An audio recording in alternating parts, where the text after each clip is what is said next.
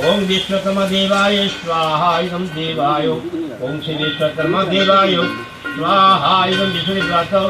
अधिदेवताय स्वाहा इदं प्रत्याधिदेवताय स्वाहा ओम विश्वत्वायहं सवाहनाय भ्योष्मते स्वाहा पाशं सपाशगणदिभ्योष्मते स्वाहा ओम जगती नंदकंदाय प्रकाशे हराय चं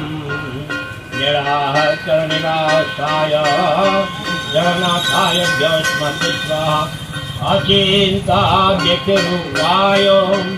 निर्गुणाय गुणात्मने समस्तं सुधाराय विभूते ब्रह्मणे स्वाहा ब्रह्मणं ब्रह्मायं ब्रह्मवर्चसि नाम पूजा करिष्यामि तं ब्रह्माय स्वाहा इदं ब्रह्माय सावित्री तं वेदमाता समादेहा समास्थिता इमं पूजा करिष्यामि ब्रह्मा सावित्री दिव्योष्मते स्वाहा ओम त्रतारमिद्रं मरीतारमिद्रं भवामि पुरहतं सर्वश्रहम् इंद्रादिदशदिक्पालभ्यो स्वाहा ओम इंद्राय स्वाहा इदं इंद्राय ओम अग्नाधिपते स्वाहा इदं अधिपते